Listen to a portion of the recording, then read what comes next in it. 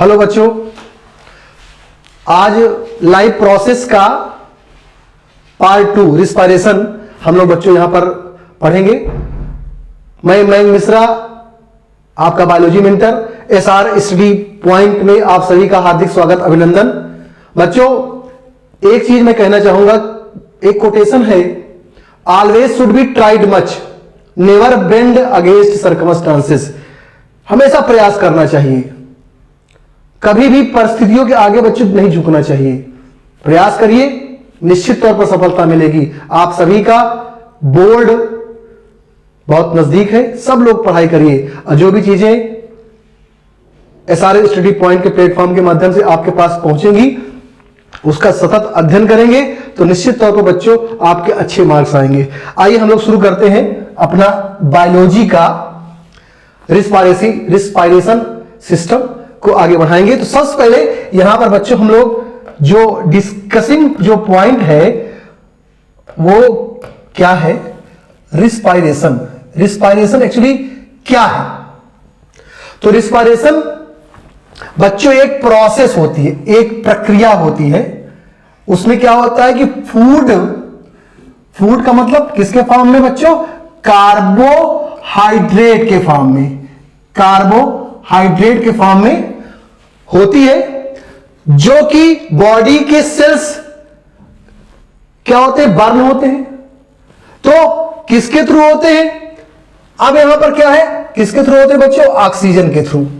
तो क्या है यहां पर कि प्रोसेस जिसमें food is burned in the cells of body with in the help of oxygen to release energy. तो जब कार्बोहाइड्रेट जलेगा बच्चों, तो जब कार्बोहाइड्रेट जलेगा, ऑक्सीडाइज होगा, तो उससे बच्चों क्या निकलेगी? एनर्जी निकलेगी। और ये प्रोसेस कहां पर होती है बच्चों? ये प्रोसेस होती है सेल्स के माइटोकॉन्ड्रिया में होती है। माइटोकॉन्ड्रिया क्या है? माइटोकॉन्ड्रिया बच्चों क्या है? Power house of the cell है। अब देखिए, अब यहां पर एक नया प्रोसेस ये है बच्चों कि जो एनर्जी होती है वो किसके फॉर्म में आती है? तो बच्चों वो एनर्जी किसके फॉर्म में आती है? एटीपी के फॉर्म में आती है। Energy release during respiration is used to make ATP. और एटीपी क्या होता है? एनर्जी करेंसी ऑफ सेल है बच्चों। क्या है ये? एनर्जी करेंसी ऑफ सेल है ये बच्चों। अब आप देखिए इसका फुल फॉर्म क्या होता है? Adenosine triphosphate. एटीपी का फुल फॉर्म क्या है बच्चों? Adenosine triphosphate. अब आप देखिए, अब एटीपी कहां से बनी, इसको हम लोग अगर स्टडी करें तो एटीपी एक्चुअली कहां से बनती है? एडीपी मॉलिक्यूल से। यानी आप कह सकते हो कि एडीपी और फास्फेट ये आपस में जब मिलते हैं तो क्या बनाते हैं बच्चों? एटीपी बनाते हैं। एडीपी का फुल फॉर्म क्या होता है? Adenosine diphosphate. एडिनोसिन डाइफॉस्फेट और फास्फेट जब आपस में मिल गए तो रिस्पायरेशन से एनर्जी जो निकली वो क्या बनाई? एटीपी बनाई। और एटीपी क्या होता है? एडिनोसिन ट्राइफॉस्फेट होता है बच्चों। आगे देखिए, अब यहां पर एक पॉइंट ये आता है बच्चों कि जो एनर्जी होती है सेल्स में वो किसके फॉर्म में स्टोर होती है? तो एनर्जी सेल्स में एटीपी मॉलिक्यूल्स के फॉर्म में स्टोर होती है। किसके फॉर्म में? एटीपी मॉलिक्यूल्स के फॉर्म में। अब क्या होता है, जब सेल्स को बच्चों जरूरत होती है, बहुत ध्यान से सुनिएगा, कि जब सेल्स को एनर्जी की नीड होती है उसमें क्या होता है? एटीपी जो होता है वो क्या करता है? ब्रोक हो जाता है, ब्रोकन डाउन हो जाता है। किसके प्रेजेंस में? वाटर के। और क्या बनाता है बच्चों? एडीपी बनाता है। यानी ATP in presence of water form ADP. ADP मतलब एडिनोसिन डाइफॉस्फेट। साथ साथ बच्चों यहां पर एनर्जी क्या होती है बच्चों? रिलीज होती है। अब आगे देखिए, नेक्स्ट इसी का नेक्स्ट टॉपिक क्या है यहां पर कि रिस्पायरेशन के टाइप्स क्या है। टाइप्स यानी मतलब रिस्पायरेशन को कितने कैटेगरी में डिवाइड किया गया है? तो बच्चों इसको हम लोग दो मेन कैटेगरी में डिवाइड करते हैं। और वो जो मेन कैटेगरी है उसमें पहला नाम है एरोबिक रिस्पायरेशन और दूसरा नाम बच्चों क्या है, एनएरोबिक रिस्पायरेशन। तो अब आप देखिए, अब हम लोग डिस्कस करेंगे क्या, एरोबिक रिस्पायरेशन का। बहुत ही कूल माइंड होकर के सुनिए। तो एरोबिक का मतलब होता है प्रेजेंस ऑफ व्हाट, ऑक्सीजन, और एनारोबिक मतलब क्या होता है बच्चों, अब्सेंस ऑफ ऑक्सीजन। तो आप देखिए एरोबिक रिस्पायरेशन जो होती है वो किसके प्रेजेंस में होती है बच्चों, ऑक्सीजन के प्रेजेंस में होती है। और इसमें जो एनर्जी होती है, एनर्जी, मोर एनर्जी बच्चों रिलीज होती है, मोर एनर्जी प्रोड्यूस होती है। और इसका जो एंड प्रोडक्ट होता है एक्चुअली वो क्या क्या होता है बच्चों, कार्बन डाइऑक्साइड होता है, वाटर होता है, और साथ ही साथ क्या होता है बच्चों, एनर्जी रिलीज होती है। और ये मोस्ट लिविंग ऑर्गेनिज्म में बच्चों एरोबिक रिस्पायरेशन पाया जाता है। अब आप इसमें होता क्या है कि जो एरोबिक रिस्पायरेशन होता है एक्चुअली उसमें बच्चों जो ग्लूकोज होता है ऑक्सीजन के प्रेजेंस में, और ये कहां होता है, साइटोप्लाज्म में होता है बच्चों। तो ग्लूकोज ऑक्सीजन के प्रेजेंस में साइटोप्लाज्म में ये प्रोसेस होती है, क्या बनाता है बच्चों, पाइरुवेट बनाता है। क्या बनाता है, पाइरुवेट बनाता है। अब आप देखिए, अब पाइरुवेट का फिर से कन्वर्जन होगा, यहां पर ऑक्सीजन के प्रेजेंस में यह प्रोसेस कहां होगी बच्चों, माइटोकॉन्ड्रिया में होगी। और क्या रिलीज होता है, कार्बन डाइऑक्साइड, वाटर, और साथ ही साथ एनर्जी का एक बृहद फॉर्म, मतलब कि एटीपी के फॉर्म में हुआ। तो इस तरीके से मोर एनर्जी बच्चों यहां पर रिलीज हो गई। अब आप देखिए इसके बाद हम लोग किस पर डिस्कस करेंगे बच्चों, एनएरोबिक रिस्पायरेशन का। जैसे कि मैंने आपसे बताया एनएरोबिक मतलब अब्सेंस ऑफ ऑक्सीजन, मतलब इसमें क्या होता है बच्चों, इसमें ऑक्सीजन अब्सेंस होती है। आप देखिए ये अब्सेंस ऑफ ऑक्सीजन में होती है, ये लेस एनर्जी प्रोड्यूस करती है, और इसका जो एंड प्रोडक्ट होता है बच्चों लैक्टिक एसिड होता है। ध्यान दीजिएगा, लैक्टिक एसिड होता है या तो इथेनॉल होता है, साथ ही साथ कार्बन डाइऑक्साइड और एनर्जी बच्चों रिलीज होती है। अब आप देखिए ये कहां होती है, एनएरोबिक रिस्पायरेशन की जो प्रोसेस होती है वो कहां होती है, तो इट टेक्स प्लेस कहां, या तो मसल सेल्स में होती है या तो ईस्ट में होती है बच्चों। जो आपको थकावट होती है, टायर्डनेस एक्चुअली होती है, वो सब मसल सेल्स के प्रोसेस में है। ये क्या है, ये सब बच्चों एनएरोबिक रिस्पायरेशन है। अब आप देखिए इसमें क्या होता है, इसका रिएक्शन क्या है कि ऑक्सीजन के प्रेजेंस में ये कहां हुआ, पहले तो भाई साइटोप्लाज्म में यहां तक तो होता ही है, पाइरुवेट बन गया। अब यहां पर देखिए, यहां पर प्रेजेंस का था, यहां पर बच्चों अब्सेंस का यहां पर सिस्टम है। तो ऑक्सीजन जब एब्सेंट होगी ये कहां होगी, पाइरुवेट की प्रोसेस मसल सेल्स में होगी। क्या बनाएगी, लैक्टिक एसिड बनाएगी, साथ साथ एनर्जी का फॉर्म होगी। बहुत इंपॉर्टेंट है, इसको नोट डाउन कर लीजिए। इसके बाद अब आप देखिए दूसरा जो मैंने बताया था ग्लूकोज, ये आपका सेकंड एग्जांपल है, ये आपका फर्स्ट एग्जांपल है एनारोबिक का। इसमें क्या है, एनारोबिक रिस्पायरेशन में अगर हम लोग ईस्ट सेल के बारे में बात करें तो ग्लूकोज ऑक्सीजन के प्रेजेंस वाले है, पाइरुवेट तक का तो भाई सेम रहता है। इसके बाद ऑक्सीजन यहां पर अब्सेंस हो गई, ये ईस्ट सेल में इसका प्रोसेस हुआ और क्या बना, इथेनॉल बना, कार्बन डाइऑक्साइड और एनर्जी यहां पर बच्चों रिलीज हुई। तो ओवरऑल हम लोग एनारोबिक रिस्पायरेशन में ऑक्सीजन की अब्सेंस होती है। मैंने आपको दो एग्जांपल बताए, पहला एग्जांपल जो कि मसल सेल्स में हुआ, लैक्टिक एसिड वहां पर बनी। दूसरा मैंने आपको ईस्ट सेल का बताया, उसमें इथेनॉल का फॉर्मेशन हुआ बच्चों। अब आप देखिए आगे के प्रोसेस में ओवरऑल इसका हम लोग अगर कंक्लूजन निकाले, वेरी इंपॉर्टेंट यहां पर टर्मिनोलॉजी है कि ग्लूकोज का जब ब्रेकडाउन होता है तो वेरियस पाथवे, जो कि एक समरी के फॉर्म में यहां पर हम लोग डिस्कस करेंगे कि ग्लूकोज बच्चों अगर ऑक्सीजन के प्रेजेंस में, जो कि प्रोसेस कहां होती है, साइटोप्लाज्म में होती है, क्या बनता है, पाइरुवेट बनता है, साथ साथ एनर्जी का फॉर्मेशन होता है, एनर्जी रिलीज होती है। अब आप देखिए ये प्रोसेस तो सब कुछ कहां होता है, साइटोप्लाज्म में होता है। अब आगे का ये है कि अगर ऑक्सीजन प्रेजेंट है बच्चों, ऑक्सीजन प्रेजेंट है तो माइटोकॉन्ड्रिया में हुआ, क्या प्रोडक्ट निकला, कार्बन डाइऑक्साइड H2O और एनर्जी निकला। अगर ऑक्सीजन नहीं है, अब्सेंस है, उस केस में क्या होता है, एक तो मसल सेल्स का एग्जांपल लिया, दूसरा हम लोगों ने किसका लिया, ईस्ट सेल का लिया। अब देखिए अगर मसल सेल्स में हुआ तो लैक्टिक एसिड का फॉर्मेशन हुआ।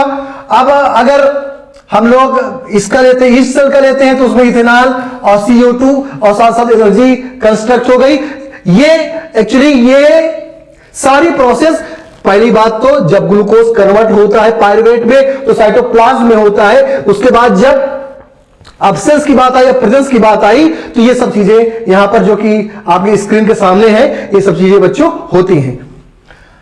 वेरी इंपॉर्टेंट यहां टर्मिनोलॉजी है। अब हम लोग बच्चों यहां पर अपने मेन पॉइंट पर आते हैं, वो क्या है, ह्यूमन रिस्पायरेटरी सिस्टम। रेटरी सिस्टम। अब आप देखिए यहां पर जैसा कि मैंने आपको पहले से ही बताया है कि जैसे ये फेर्निक्स का जो पोर्शन होता है, ये फेर्निक्स का जो पोर्शन होता है, अब फेर्निक्स के जस्ट यहां पर देखिए एपिग्लोटिस है। क्या है बच्चों, एपिग्लोटिस है, एपिग्लोटिस है। अब ये एपिग्लोटिस का जो सीन है इसमें क्या है कि अगर इसको यहां पर दो डिविजिबल हो गया, एक तो इसोफेगस का है, एक ट्रैकिया का है। ट्रैकिया मतलब सांस की नली है। तो जब हम लोग जब सांस लेते हैं तो खाने की नली बंद हो जाती है, और जब खाना खाते हैं बच्चों तो सांस की नली बंद हो जाती है। अब यदि आप जबरदस्ती करोगे तो प्रॉब्लम क्रिएट हो जाती है, आपको कफिंग हो जाएगी, स्नेजिंग आ जाएगी, जो भी मटेरियल आप खाते हो वो बाहर चला आएगा। ये सब प्रोसेस बच्चों होता है। तो यहां पर देखिए ये आपका नेजल कैविटी है, ये आपका नेजल कैविटी है। अब यहां पर आप देखिए कि ये जो पोर्शन है एपिग्लोटिस है, ये ओरल कैविटी है। अब यहां पर हम लोग मेन जो पॉइंट है फेर्निक्स के जस्ट नीचे आप देखिए ये लैरिंक्स का पोर्शन है, ये लैरिंक्स कुछ इस तरह से, ये लैरिंक्स का पोर्शन है। आगे चल करके बच्चों ये ट्रैकिया बनाती है। क्या बनाती है बच्चों, ट्रैकिया बनाती है। ट्रैकिया मतलब क्या होता है, सांस की नली होती है। अब ये सांस की नली ट्रैकिया जो है ये आगे चल करके दो पार्ट में यहां डिवाइड हो गई। तो ये जो दो पार्ट में डिवाइड हो गई बच्चों, ये टर्मिनल, ये यहां पर दो पार्ट में डिवाइड हो गई। तो ये जो दो पार्ट में डिवाइड हो गई तो इसको क्या बोलते हैं बच्चों, ब्रोंकस बोलते हैं। क्या बोलते हैं इसको, ब्रांकस बोलते हैं। अब यही ब्रांकस आगे चल करके और क्या करती है, ब्रांचेस में टूटती है। तो उनको क्या बोलते हैं बच्चों, उनको बोलते हैं ब्रोंकियोल्स। ये आपका राइट पार्ट है, ये आपका लेफ्ट पार्ट है। यहां पर इन दोनों को जो कनेक्टिंग लिंक होता है, ये पॉइंट, इसको क्या बोलते हैं बच्चों, डायफ्राम बोलते हैं। और ये जो फीसर्स टाइप जो यहां पर दिखाई दे रहा है, ये बच्चों क्या है, ऑब्लिक फीसर्स होता है। अब आप देखिए कि जब ट्रैकिया दो पार्ट में डिवाइड हो गई, ब्रोंकाई बना, ये ब्रोंकाई पोर्शन है। अब ब्रोंकाई बाद ब्रोंकियोल्स हो गए। अब ब्रोंकियोल्स को देखिए छोटे छोटे ये एयर सैक लाइक स्ट्रक्चर यहां दिखाई देता है, इसको बच्चों क्या बोलते हैं, एल्वियोलाई बोलते हैं। क्या बोलते हैं, एल्वियोलाई बोलते हैं। और यहां पर इन दोनों को जो कनेक्टिंग लिंक है, जैसे कि मैं आपको बता चुका हूं, ये डायफ्राम होता है। तो ओवरऑल आप कह सकते हो कि जब हम लोग सांस लेते हैं तो ये जो ट्रैकिया है, ये ट्रैकिया, तो ये ट्रैकिया के बीच में कार्टिलेज की बच्चों रिंग होती है। देखिए जैसे ये सांस की नली है तो इसमें ये देखिए आप, ये कार्टिलेज की रिंग होती है। कार्टिलेज क्या है बच्चों, रिंग है। तो क्या होता है कि जब हम लोग सांस लेते हैं या सांस छोड़ते हैं, तो सांस लिया सांस छोड़ा, उसमें क्या होता है, इसकी जो वाल है इसकी वजह से, इस रिंग की वजह से ये आपस में चिपक नहीं पाती है और आसानी से क्या होता है, सांस यानी इनहेल और एक्सहेल की प्रोसेस बच्चों मेंटेन होती रहती है। ये रिंग की वजह से होता है। आगे देखिए यहां पर हम लोग ओवरऑल स्ट्रक्चर की बात करें तो ये पोर्शन जो है ये फेर्निक्स कहलाता है। उसी के जस्ट नीचे ये लैरिंक्स होता है बच्चों। ये जो लैरिंक्स होता है यही वॉइस बॉक्स इसको हम लोग बोलते हैं। क्या बोलते हैं बच्चों?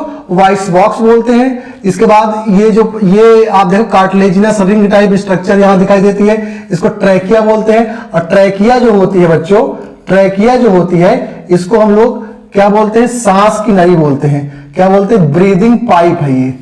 क्या है बच्चों? ये ब्रीदिंग पाइप है, ये सांस की नली है। आगे चल करके ये दो पार्ट में डिवाइड हो गए, इसको ब्रांकस बोलते हैं। फिर ये और पार्ट में डिवाइड होगी, ब्रांचेस में टूटेगी, तो इसको ब्रांकियोल्स बच्चों बोलेंगे। क्या बोलेंगे? ब्रांकियोल्स बोलेंगे। अब यही आगे चल करके छोटे छोटे ये सैक लाइक स्ट्रक्चर में आएगी, तो इसी को हम लोग क्या बोलते हैं बच्चों? एल्वियोलाई बोलते हैं। और एल्वियोलाई ही एक ऐसा स्पेस होता है जहां पर क्या होता है? गैसियस एक्सचेंज होता है। क्या होता है बच्चों? गैसियस एक्सचेंज होता है। तो अब देखिए एल्वेलाई का अगर हम लोग माइक्रोस्कोपिक यहां पर इसका स्टडी करें हम लोग, तो अब देखिए ये छोटी छोटी कैपिलरीज बेड यहां पर पाई गई, और साथ साथ स्क्वैमस एपिथेलियल टिश्यूज ये आपका पाया गया। ये तरीके से ये एल्वेलाई का देखिए आप एयर सैक लाइक स्ट्रक्चर होता है। यहीं पर ऑक्सीजनेटेड ब्लड का फॉर्मेशन होता है। ऑक्सीजनेटेड बच्चों ब्लड का फॉर्मेशन होता है। और जो डीऑक्सीजनेटेड ब्लड है, डीऑक्सीजनेटेड ब्लड है यानी कि ब्लड जिसमें ऑक्सीजन नहीं है, ये जैसे ही एल्वेलाई वाले पोर्शन में आता है, यहां पर गैसेस एक्सचेंज होता है और यहीं पर ब्लड को क्या मिलता है बच्चों? ब्लड को ऑक्सीजन मिलता है। ब्लड को क्या मिलता है? ऑक्सीजन मिलता है। और ये क्या बन जाता है? ऑक्सीजनेटेड ब्लड बन जाता है। और ये जो ऑक्सीजनेटेड ब्लड होता है ये सीधे कहां आता है? पल्मोनरी वेन ऑफ हार्ट आता है। पल्मोनरी वेन ऑफ हार्ट आता है और हार्ट के थ्रू ये ऑल पार्ट्स ऑफ बॉडी में बच्चों, एरोटा के through, all parts of body में एरोटा के थ्रू बच्चों ये बाहर चला जाता है और हर जगह पर ऑक्सीजन विद ब्लड की सप्लाई बच्चों करता है। तो अब आप देखिए इसके बाद हम लोगों ने क्या डिस्कस करेंगे कि ब्रीदिंग की मैकेनिज्म क्या होती है। पहली बात तो ब्रीदिंग क्या होता है इस पर हम लोग डिस्कस कर लेते हैं। तो एक्सहेल और इनहेल प्रोसेस जो होती है गैस की, वही तो ब्रीदिंग है। तो इनहेल ऑफ ऑक्सीजन और exhale of carbon dioxide, that is known as breathing बच्चों। अब इसके मैकेनिज्म की बात करें हम लोग, तो जब हम एयर को ब्रीथ करते हैं तो डायफ्राम की जो मसल्स है बच्चों, डायफ्राम की जो मसल्स है, देखिए ये डायफ्राम है। ये डायफ्राम की जो मसल्स होती है बच्चों क्या करती है? ये कंट्रैक्ट करती है। क्या करती है बच्चों? कंट्रैक्ट करती है। तो जब कंट्रैक्ट करेगी तो उस कंडीशन में क्या होगा? उस कंडीशन में क्या होगा कि जो ये डायफ्राम है वो कहां जाएगा? Moves downward. और चेस्ट कैविटी जो है बच्चों, चेस्ट कैविटी एक्सपैंड करेगी, फैल जाएगी। और एयर जो होता है, एयर आसानी से लंग्स के अंदर बच्चों इंटर कर जाएगा। और इसके जस्ट अपोजिट जब हम लोग एयर को आउट करेंगे, बाहर करेंगे, उस केस में क्या होगा? डायफ्राम का जो मसल्स है ना, ये रिलैक्स फॉर्म में आ जाएगा। और जब रिलैक्स फॉर्म में आ जाएगा तो ये ऊपर की ओर जाएगा, डायफ्राम ऊपर की ओर जाएगा। और चेस्ट कैविटी आपकी ये सिकुड़ेगी। चेस्ट कैविटी क्या हो जाएगा बच्चों? सिकुड़ जाएगी और आसानी से एयर जो होता है लंग्स से बाहर चला जाएगा। तो ये प्रोसेस क्या है? मैकेनिज्म ऑफ ब्रीदिंग होती है। आप जब इनहेल करेंगे तब क्या होगा? एक्सहेल करेंगे तब क्या होगा? तो जब इनहेल करेंगे उस समय डायफ्राम नीचे चला जाएगा डाउनवर्ड्स, और जब एक्सहेल करेंगे तो वो ऊपर चला जाएगा। इस तरीके से यह प्रोसेस आपका मैकेनिज्म ऑफ ब्रीदिंग यहां पर हो गई है। अब आगे का जो प्रोसेस है उसमें हम लोग ऊपर से आगे का जो प्रोसेस है उसमें हम लोग अब जो है क्या पढ़ेंगे कि जो सारी एक्टिविटी है रिस्पिरेटरी सिस्टम से संबंधित, उसमें डिसीजेस कौन सी आती हैं, उसमें कौन कौन से मैकेनिज्म, अब किस वजह से डिसीज काज करती है, किस वजह से ब्रीदिंग प्रोसेस आगे बढ़ेगी, तो ये सब डिस्कशन पॉइंट को हम लोग अब बच्चों नेक्स्ट क्लास में पढ़ेंगे। उम्मीद है कि आज का जो टॉपिक है वो आपको निश्चित तौर पर समझ में आया होगा, और आगे का जो भी प्रोसेस होता है नेक्स्ट क्लास में हम लोग बच्चों डिस्कस करेंगे। Thank you very much, have a nice day.